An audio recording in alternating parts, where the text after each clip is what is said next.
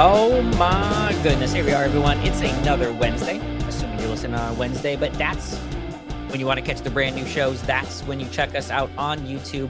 This is Because Cannabis from Wayward Media. You are listening to BC Wayman and Dustin Kava. Thank you for joining us once again on another exciting episode. Cannabis can be confusing, so let us talk about it normally and relax. I'm relaxed today, Dustin. You know why? No guest today. Just me and you, Dustin, back in the old days, like we started in episode 1 over a year ago when we just got together, our green shiplap background, you on the left, me on the right, all sorts of cats and dogs living together. Insanity has come, but we've had a lot of guests in a row. We've had a lot of great conversations on Because Cannabis, brand new episodes every single Wednesday, 4:20 p.m. You can also catch them on Spotify with video, full video available on Spotify. Please give us a follow or subscribe on YouTube or Spotify. We are also available anywhere you listen to audio podcasts, but Spotify and YouTube are our two buddies, so we prefer you check us out there. If you're also looking to check us out social media-wise, Dustin, you can find us at MeetWN, Instagram and Twitter, at MeetWayward on Facebook, and then at Because Cannabis on LinkedIn.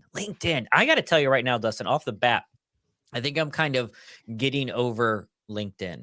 I think I went on a bit of a phase, and I feel like I just discovered, cream-filled donuts, and I'm like, oh my God, this is so delicious. I must consume it all the time. But then, after probably my 50th straight day in a row of cream-filled donuts, I'm like, oh my God, you know what this is? It's a bunch of people just cream-filled donutting each other, just over and over again, back and forth. It's a bunch of poorly written, oh, look at how important I am. And nothing personal if you love LinkedIn, but look how important I am on the cannabis workspace. I don't know. Where are you at right now on like getting into like LinkedIn and its whole like, I am super important in business? I think that it is. I don't know. Is it just that nature of us to want to create and surround ourselves with some fucking echo chamber of some kind? I think that, I don't know. I think I don't fucking know anymore.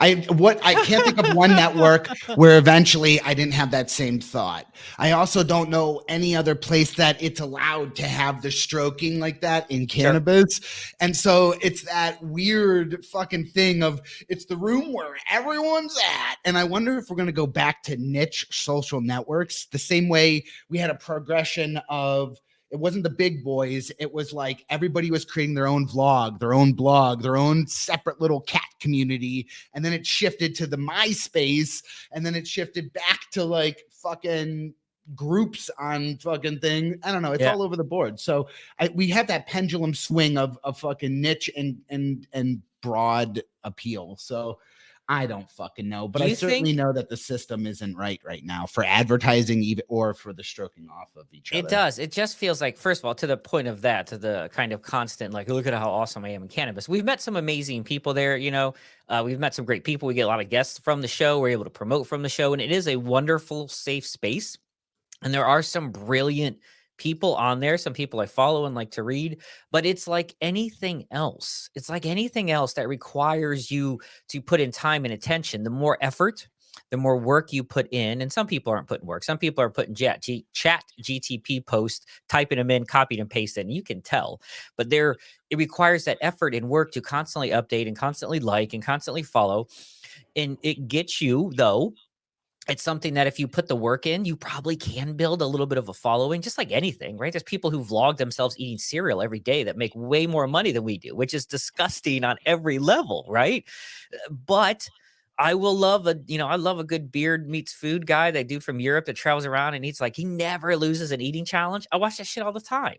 And it requires him, though, to get up, record that, go home, edit it, do the thing. And it's just all that. And then you chase it, but you can reward yourself monetarily from that. And it becomes very difficult to find that balance. Deep conversations to start today's show, Because Cannabis from Wayward Media, to find that balance of how much effort and work do I put in to make sure everyone's fully aware of what I am versus how much effort and work do I put in to make shit that people want to consume and then promote it to find out where I am. Basically what I need, Dustin, I need a social media assistant. Yeah, well, it's that treadmill. Once you get on the fucking treadmill, the treadmill doesn't ever turn off. You have to somehow either jump off in a really drunkily drunkenly or ugly fashion, or you got to stay running on it and kind of get worn down a bit, get tired.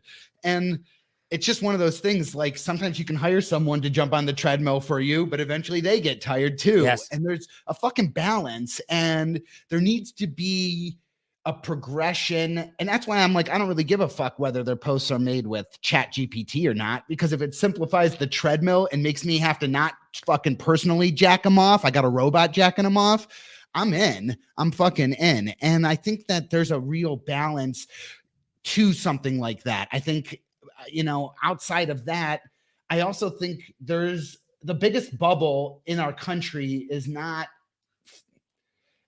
Everybody thinks of some other huge bubbles, the housing crisis bubbles, yes. Fucking right. The biggest bubble in the world right now is a marketing bubble. It is the inability for large scale corporations such as Google or fucking anyone else to consistently prove that who they are sending this messaging to is actually someone who wants to receive it. And secondary function has actually made a purchase because of something they seen, not instantly, but over the course of 1 to 2 or 5 or 6 months.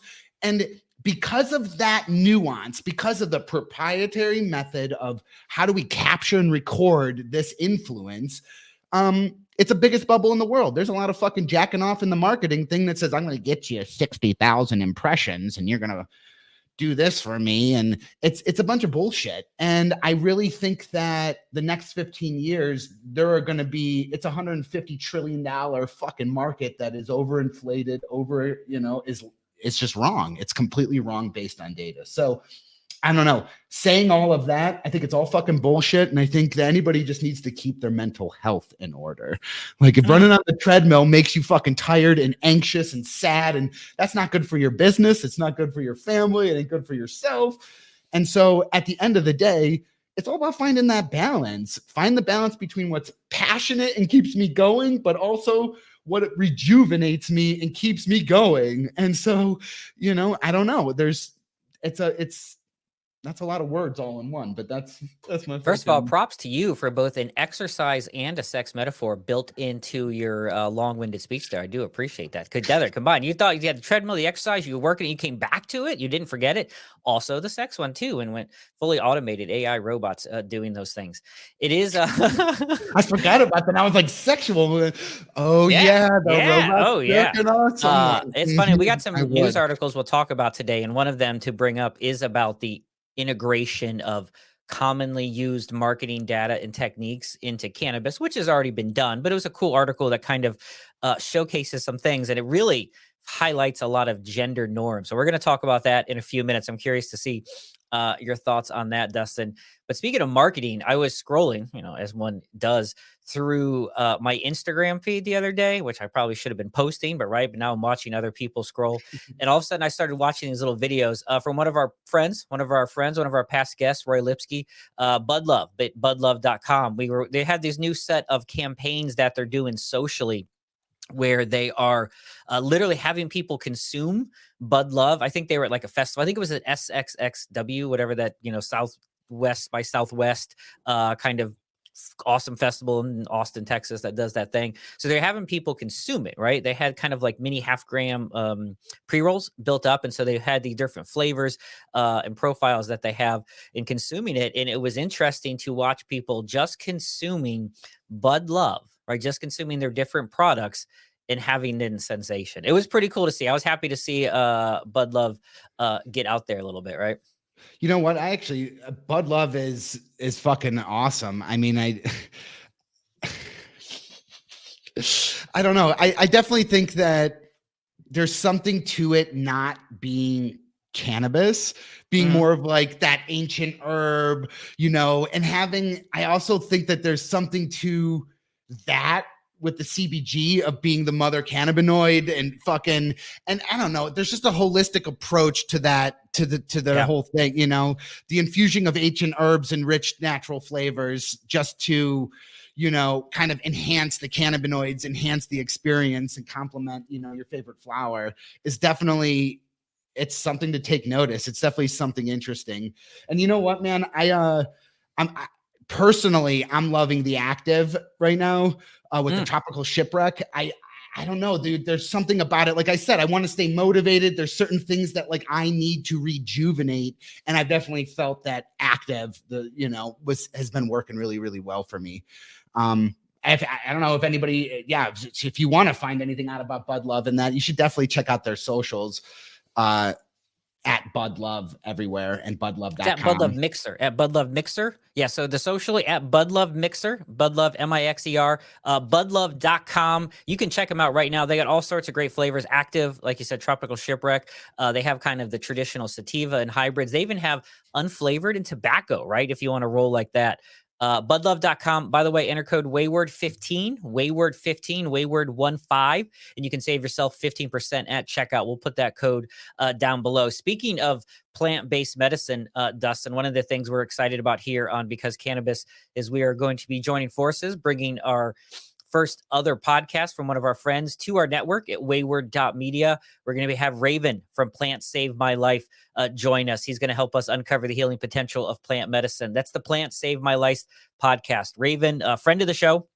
He was on the show with you before. I bailed on you that day. You handled it solo. He's a scientific advisor, a consultant, and educator in the medicinal cannabis space. He's also the founder of Ethio Wellness, inspiring conversations for an exploration of the plants and fungi that we owe our health and happiness to.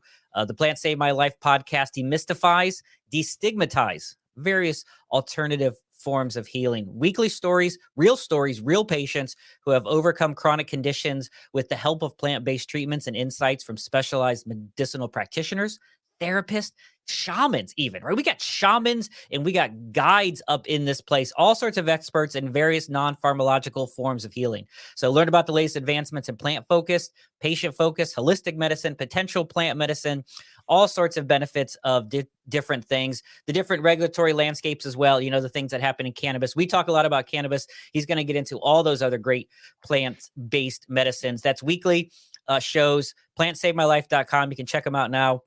And then starting soon, you're going to find Raven and the Plant Save My Life podcast available right here on Wayward Media. We're still getting going with the show, Dustin, but I got to say, we've been talking to a lot of guests from all over the country.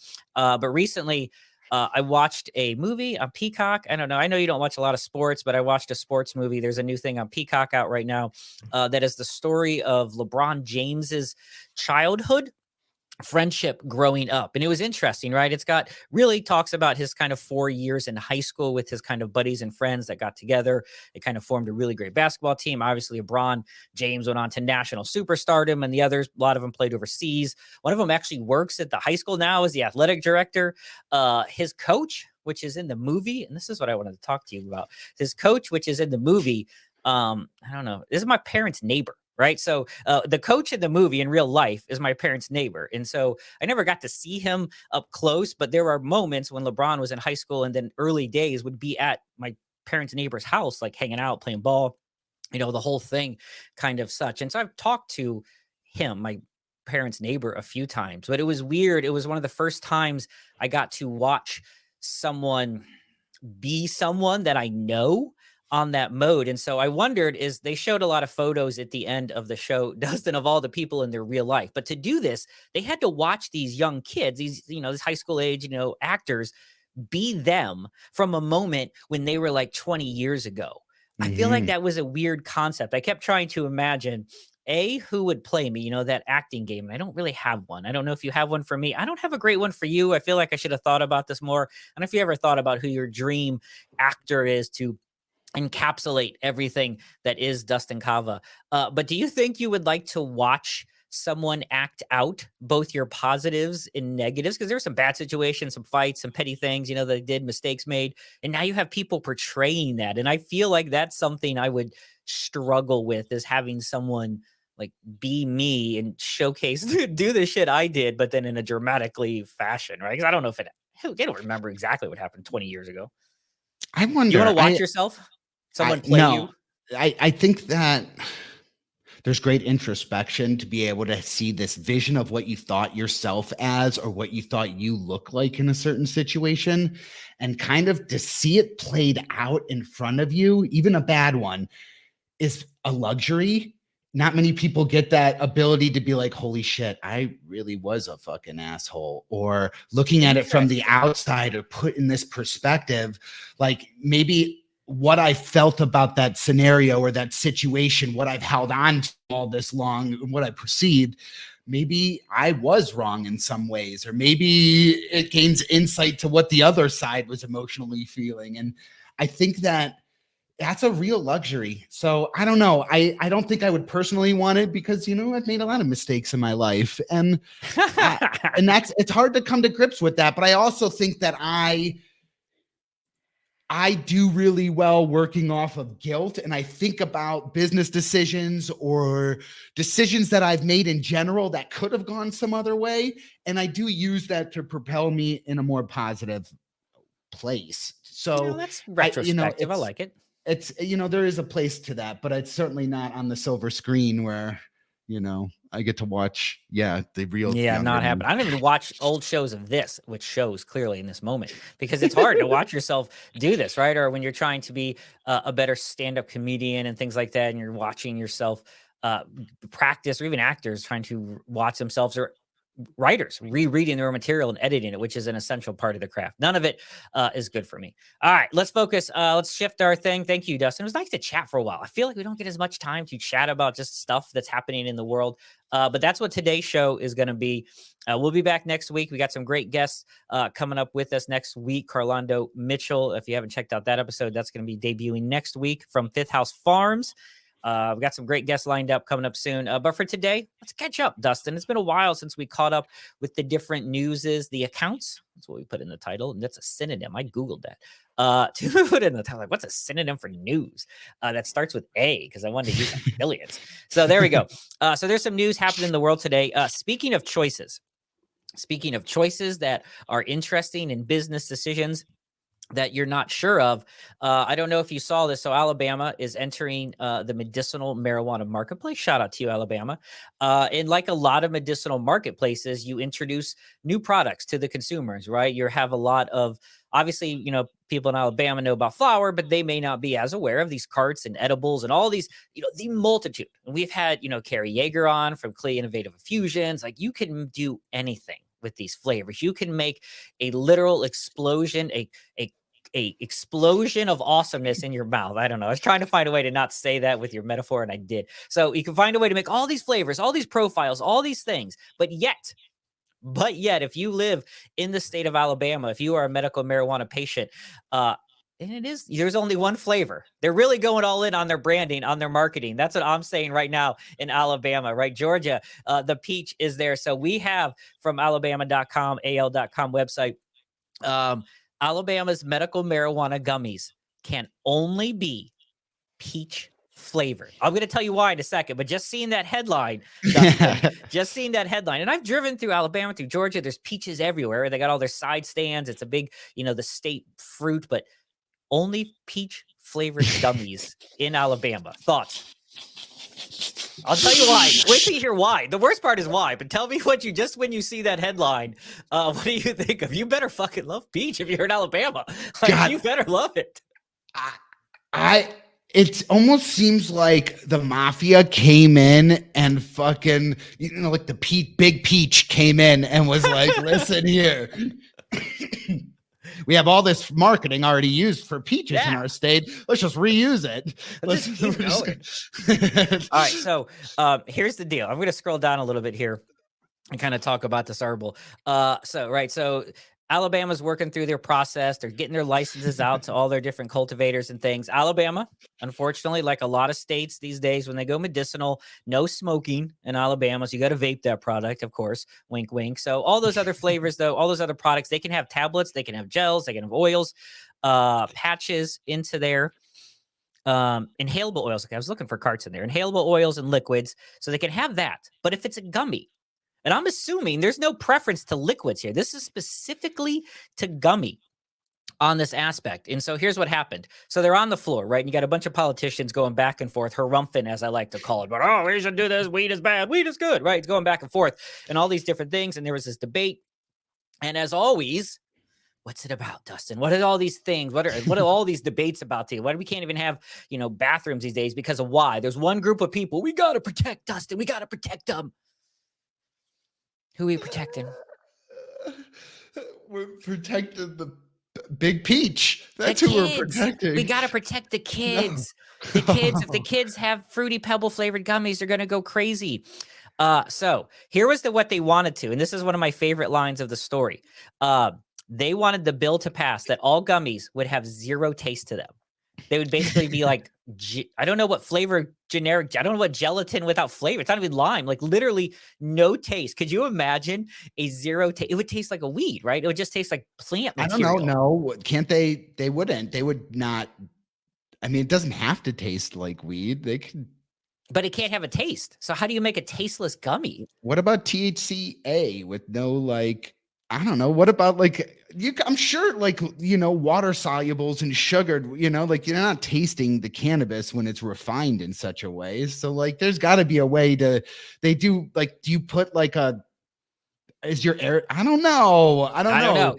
Here's what they said though. They fought back and they're like, no, that's going to make people gag. It's going to make people gag. So they settled on a compromise.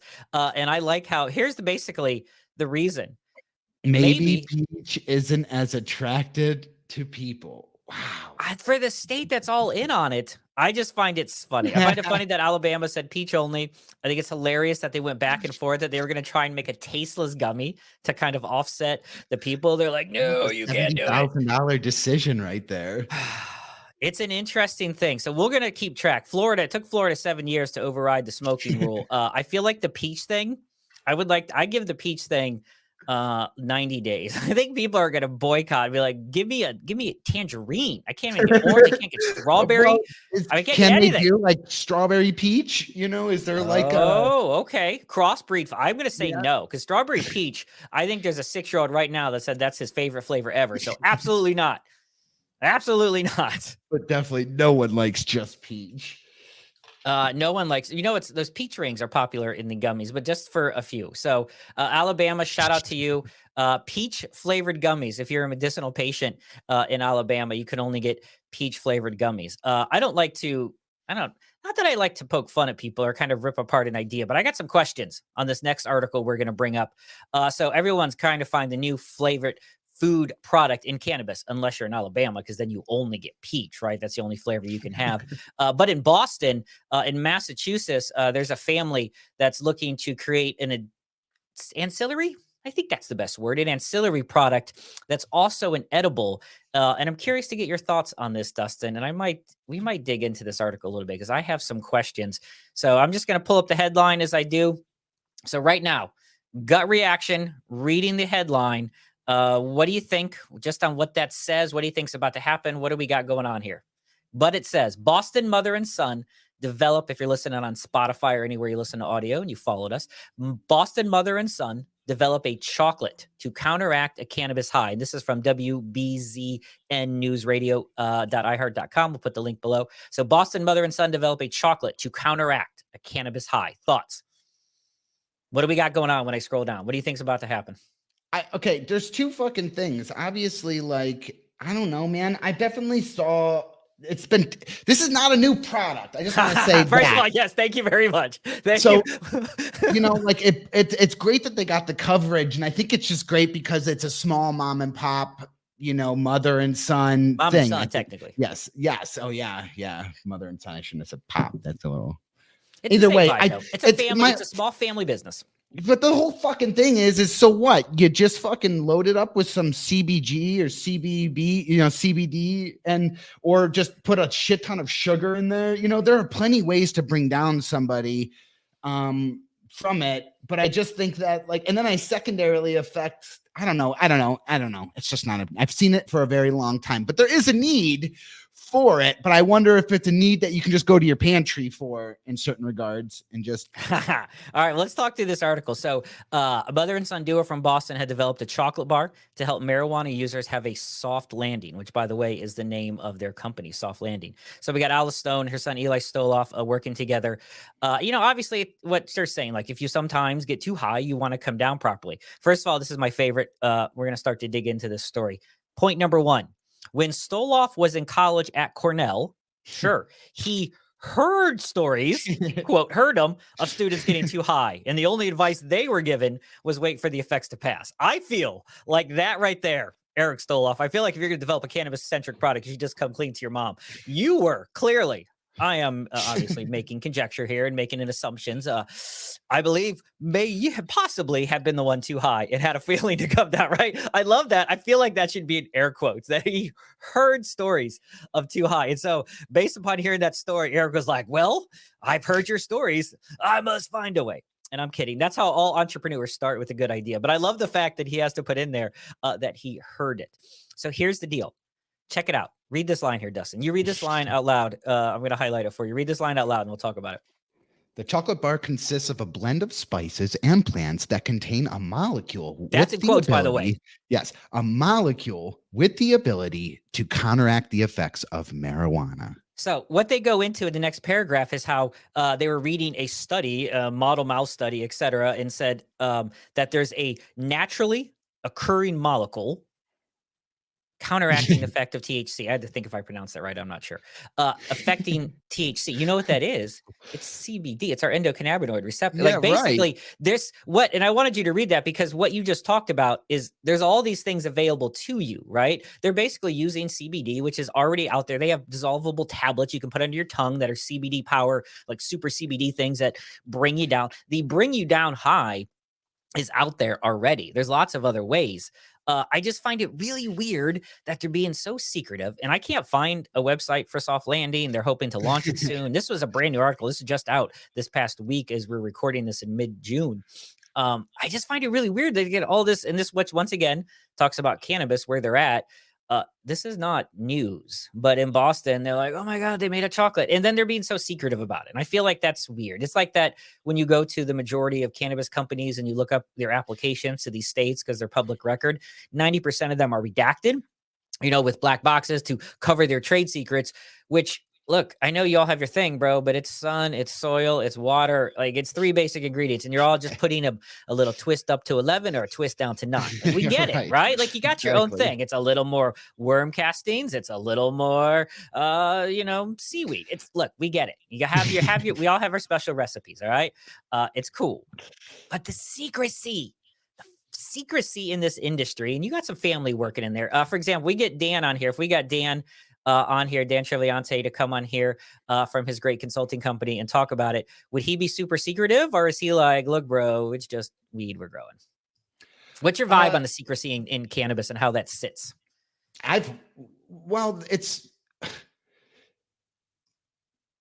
It's mattered for a long time within the industry. I've watched it. I mean, fucking glass blowers, again, have been at the forefront of this for 20 years. So, and with you, when you think about that, they absolutely hid their techniques when they went to blow certain art styles and certain devices, specifically because the next guy always undercut them or did the exact same thing and made it even harder to differentiate yourself within an industry. Okay. And so at the same level, you know, these guys have been growing in their back sheds for the last fucking 50 years. And so, you know, the idea of telling your boy you got a bunch of fucking clones of some was never a safe idea to begin with.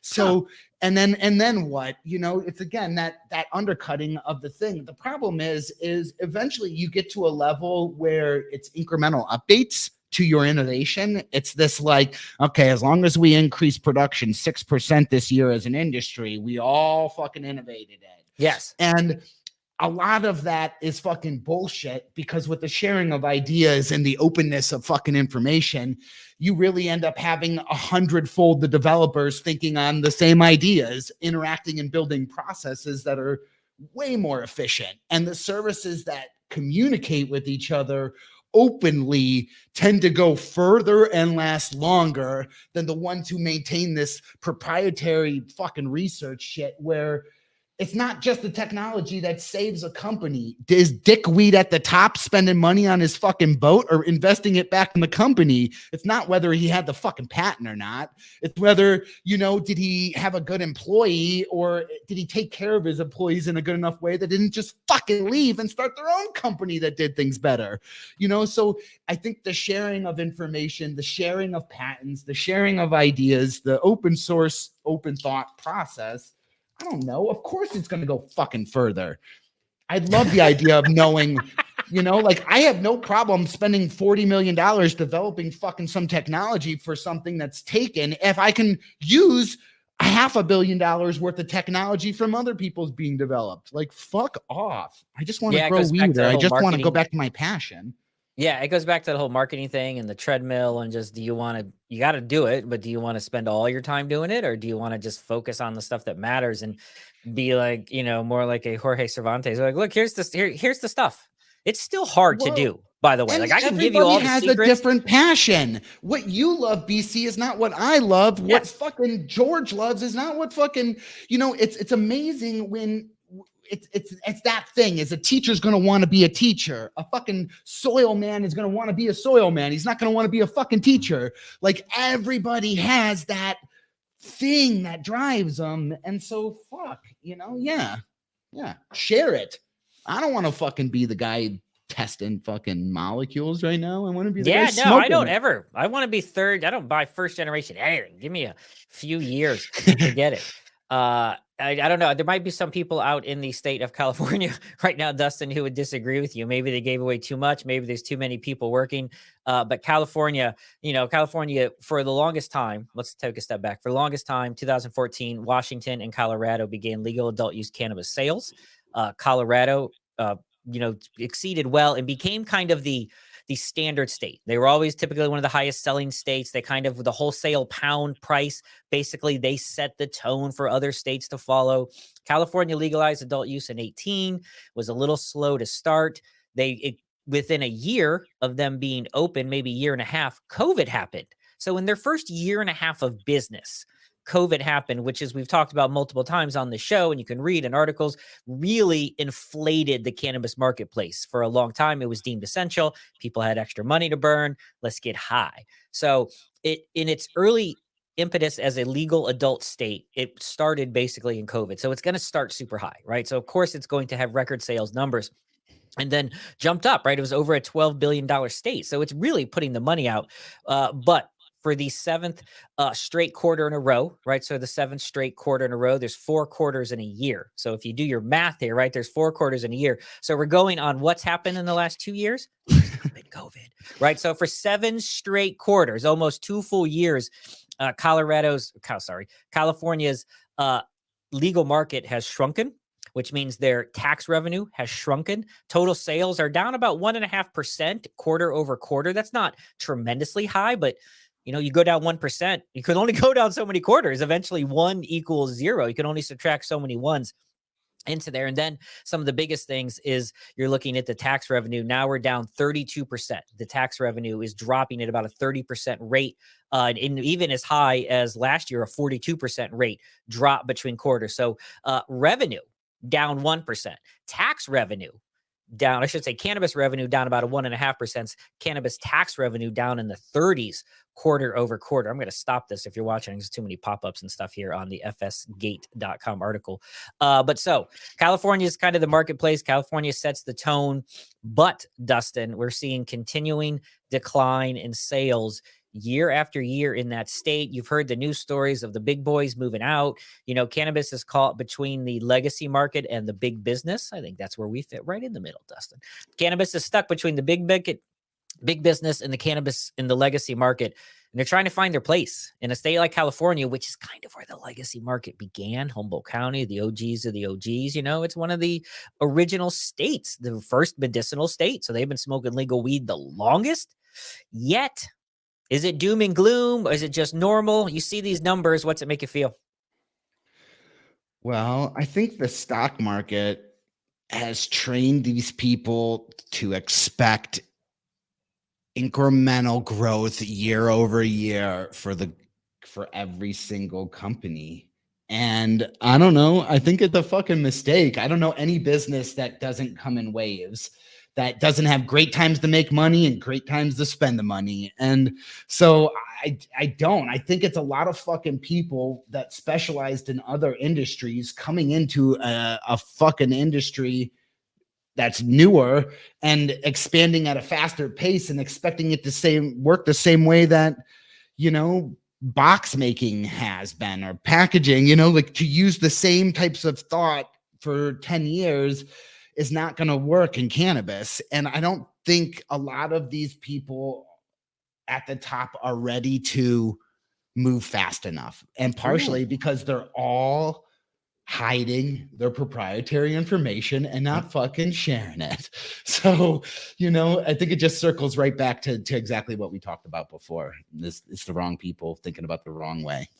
It's the wrong people thinking about the wrong way, but this is what happens as cannabis grows up, right? You get big business brought into it, which kind of, here's this article. It's funny that you talk about that, because this is something that I found this article here. Where's this one from? MJ Biz Daily. I love mjbizdaily.com. Yeah, shout out. Hodge just wrote this great article here just yesterday. Something that's not exactly new, but a concept that obviously exists in a lot of other industries. And so he wrote this great article on MJ Biz Daily, just talking about how cannabis is growing up.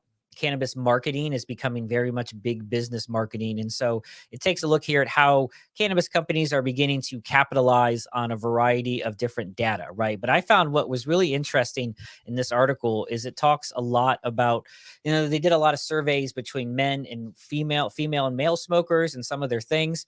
And we'll talk about some of the findings. But here is what I found, right now, you know, THC is what they found. Clearly, I think a lot of people in THC, I think that's a big part of the purchase. But generally, in this segmentation, so it's not so much like men like this, women like this. It pretty much, when it comes to what cannabis separates itself, if people ask what's the deciding factor, it's that terpenes, right? It's the aromas, it's that taste profile and those types of things. So I found it interesting in that regard. And then there's some other things down here. If you take a look at, you know, they really got deep into this, where, you know, men consume cannabis in ways to navigate traditional masculinity in paradoxical ways, both for closeness and friendship and competition, is where women report more subjective feelings of feeling high than men do on lower amounts of marijuana. So they really got deep into how cannabis is consumed as a adult use substance heavily, is what the focus is on, versus kind of other forms of consumables like alcohol and stuff. When you find, you know, you worked in the industry, in the smoke shop industry, in the smokehouse. That's a good name, by the way. It's probably taken. I'm sure smokehouse. There's got to be at least a smokehouse per state, right? At least one. And there's also barbecue joints named smokehouses. So. Yeah. When you were having all these different customers, I would picture a smoke shop to be, and you got to correct me if I'm wrong here. See, this is where I always want. I picture smoke shops to be probably 75% male. No. See, I knew it. See, I feel like, we think about it, it's always perceived as this male-dominated industry. But I think on your end, I'm curious what your business models or what kind of your data was in dealing with this product. Yeah, no way. Mostly 55, maybe 58% on male. And, you know, they're very, very close. And sometimes, depending on the months, depending on the times of year, I could see that shift up to 60% heavy on the female and less on male. And the reason is because though this article is saying they use it for different reasons. Correct. I don't think a lot of companies understand the loyalty that's wrapped around in each customer base. And so this idea that, you know, women actually spend more money per year on the things that they really like and the things that they're really loyal to. And cannabis is no different. If they really, really love cannabis and love smoking, they're definitely going to invest in it and stay with it where they're comfortable. And men in a lot of ways like to be the early adopter and social maven type of thing. They like that first come, I'm going to be boisterous because no one else has it. It's that like, and I think there's a different market and loyalty to that. They're always searching for the new, but at the same point, they are willing to still buy something and whatever the fuck. So they both feed different markets at different times. And to think that you're going to capture what I don't want is low dose fucking cans of THC soda or whatever the fuck to only be pink now because the female representation behind it is that only girls drink low dose fucking weed. And I just think that fucking That's exactly. Can I just tell you what you just said? I'm going to pull the article back up on screen. What you just said is exactly what they're suggesting to do. Put lower levels of THC products, market them to women, and put THC heavy products and market. Like, I just think it's funny. I'm sitting here listening to you, and what you said is this article basically says, look, here's what you can do with this information is because women like low THC is do this. And you said exactly, you just commented exactly what they're trying to talk about. Do you find that women have different ways to consume those as a whole? And I know we're gender stereotyping a bit, but it's stereotype in marketing. You're trying to figure out demographics and such. So you got to take a look at it. It's not like anything, and we should bring this up. This type of information is not any type of be all end all when it comes to making decisions. It's a tool. It's in your utility belt. It's a bit of data that you can use or not use.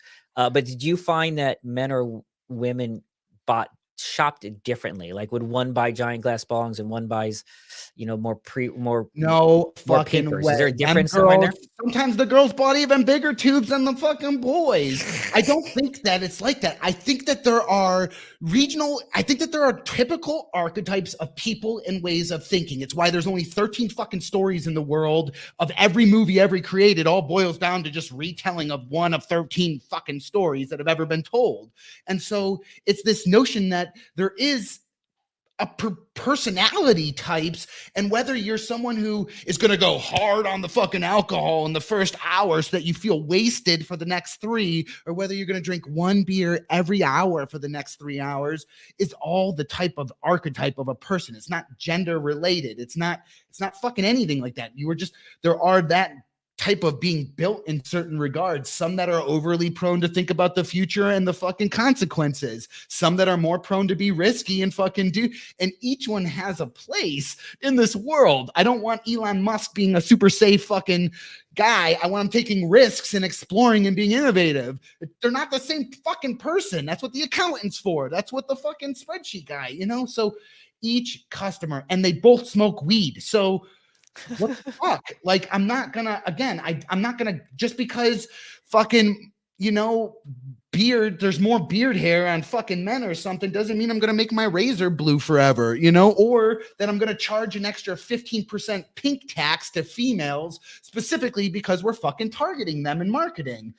Just making the product pink adds 15% to the fucking, girl's cost. And that is outrageous in the same way. So fuck them. No, marketing is a bubble and it's all fucked. Fuck the way these guys are thinking. The one that we take away from this article, though, is I like that they're finally thinking of 2 things in it. Okay. One, I noticed that they're discussing this idea of how the fuck do we track our customer base and know exactly what they want to get this information. Yeah. They repeatedly over there said, well, we're trying to build these proprietary methods and ask these direct questions. It's going back to what I'm saying, but it's that notion of, yes, more data is great right now. I want as much as I can to make a more sound decision. And the secondary thing is that I like that they're being future forward with data as opposed to their gut intuition in some ways. I like that the first 10 years was these guys going, oh, no, trust me, I know better. I've been growing for fucking 35 years. I know better in this process, and as they scale, they realize, oh, I'm not necessarily cut out to lead this. I need to be somewhere else where my passion is. I don't know. I like that they're leading with data before they're making a fucking compromise or a movement, because I think that's important, but there is no way to collect the data. They're going to fail every time because the data isn't sound. There's no way to track consumer there's no way to vertically track it right now. And we've been screaming it for 5 or 10 years within our own industry. So it's crazy. This is a 10-year fight for me. That's why I'm so passionate today. Because I love it, man. I love it. It's going to be interesting to see what happens as the industry evolves, right? It's just going to continue to evolve. It's going to continue to be big business, and you're going to continue to see segregation. The pendulum will probably swing just like everything else. And then we'll have big conglomerates, and then we'll have small people. But once again, in the meantime, is going to be everyone on their LinkedIn giving their opinions and their thoughts to what's happening, going back and forth. All right, we got one more news article here to end and wrap our show up with. Thank you for spending some time with Because Cannabis today. Wayward.media. Check us out. All the links to these articles will be in the news below. We'll be back next week with some great guests. Next week, I believe, is Carlondo Mitchell from Fifth House Farm. So check that out. It wouldn't be a news show, Dustin, for us if we did not talk about our home state, OHIO. And so for OHIO, guess what just happened just a few days ago here, Dustin, as of the time we are recording this in mid-June.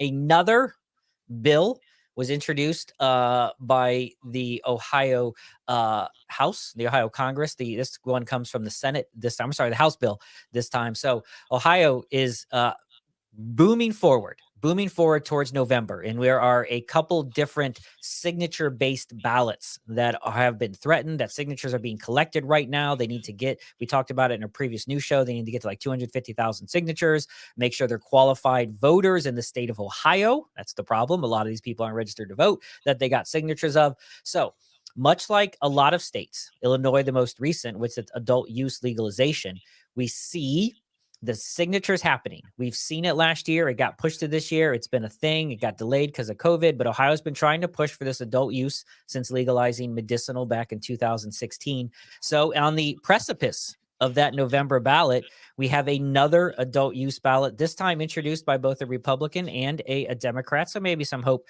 some bipartisan. So we're talking HB 168, the Ohio Adult Use Act. So we can take a look at what they're proposing. Legal possession, purchase, and cultivation of marijuana for anyone over 21 years old, expungement, lower level marijuana trafficking charges, and a 10% excise tax on marijuana and related products. Now, Michigan, for example, is 17. So I find it odd that Ohio is a little lower. And so the projected numbers based off this is about 300 million, give or take. It's somewhere, it's a broad number in tax revenue that HB 168 could collect. I thought it was interesting here in this article that they acknowledge that they are missing millions of dollars being lost to states like Michigan, Illinois, and other adult use states, particularly Michigan, if you're in Ohio, and that's where most of our marijuana dollars go to that. So Ohio's introduced a new bill. Who knows what happens next with that bill on that case. That said, Dustin, as we kind of wrap up the show, you know, we have all these impending bills. Ohio's going to collect signatures. Everyone that I have spoken to with recently around me in Ohio feels strongly, and I feel like they may have their head up in the smoke clouds, feel strongly that there's going to be some sort of adult use this year or next year. I don't think it's happening anytime under our current leadership and Mike DeWine. I think it will get vetoed at whatever gets passed. It's going to get shot down. The ballot initiative is probably the best way, but the Ohio government has found a multitude of ways. They've learned from South Dakota and Mississippi and other states, a multitude of ways to delay and circumvent ballot initiatives, particularly of cannabis. Are you feeling, as we sit today, mid-June 2023, any more hopeful for Ohio to get adult use, or should we just plan our road trips to Michigan? Oh, a deep sigh. No, I can't. I don't agree with it, and I don't think it's gonna happen. I think we got years, 6 years, 8 years. I don't know. I just don't see any need.